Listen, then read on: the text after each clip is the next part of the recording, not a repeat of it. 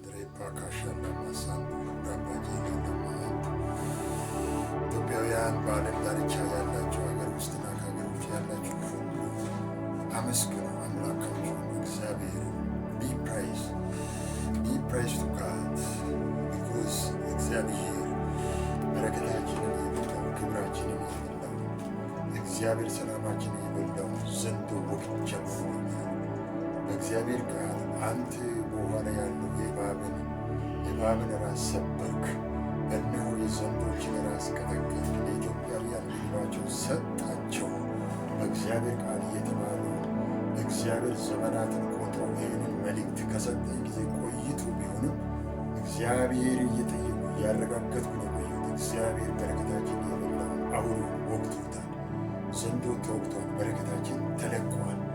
በጌታ በኢየሱስ ክርስቶስ በረከታችን በሶስት ደረጃ የተከፋፈለ በረከት ነው። አንደኛ አባብ ዘ ሰርፌስ እና ቢሎው ዘ ሰርፌስ በሚል የተከፋፈለ ነው።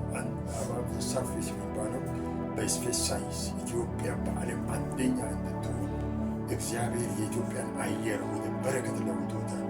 እያንዳንዱ ስፔስ ሳይንሱ የኢትዮጵያ አየር ወደ ገንዘብ ተቀይሮ እነሆ በብዙ ወጣቶች አእምሮ ውስጥ ይህ እውቀት ገብቶ የተለያየ ኢንቨስትመንት አየርን ኢንቨስት የሚያደርጉበትን ሲስተም እግዚአብሔር ሲዘረጋላቸው አያለሁ። ሲቀጥል ደግሞ በሰርፌሱ ላይ ያለው በእህል በጥራጥሬ እግዚአብሔር ኢትዮጵያን ሲባርክ አያለሁ።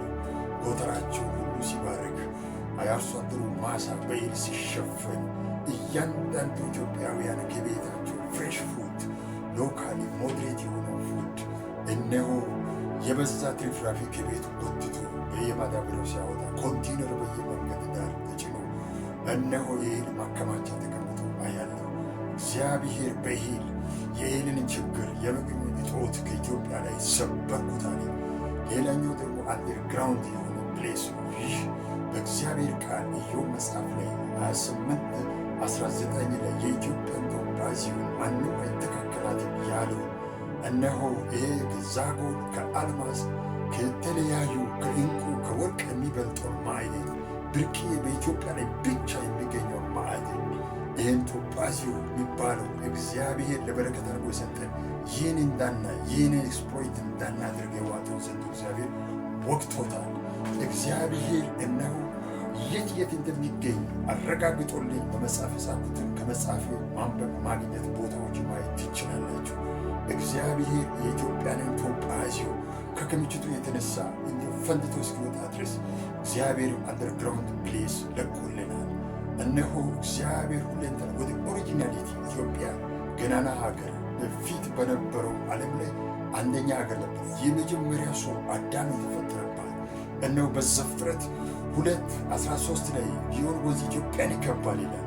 ገነት የነበረባት ኢትዮጵያ የፈጠረውን አዳምን መጀመሪያ ያስቀመጠባት በጣም ታዋቂ ሀገር በቴክኖሎጂ ባይኖርም በአእምሮ እውቀት የተለያዩ አክሱማይት ስልጣኔ አልፎም ደግሞ እነሆ ላሊበላ እንደዚህ አይነት ዓለምን በእውቀቱ ያስደመመች ሀገር ነበረች። ካርታዋ ደግሞ እስከ ህንድ ድረስ ላይ እስከ እስራኤል ድረስ የተዘለጠጠች ግዙፍ ሀገር ነበረች። ግን ከጊዜው ሱልጣይን ካጋጠማ ቻሌንጆች የተነሳ ካርታው ዛሬ እየጠበበ መጥቷል። እግዚአብሔር ግን ተናግሮኛል፣ ወደ ጥንት ኦሪጂናሊቲ መልሳታለሁ።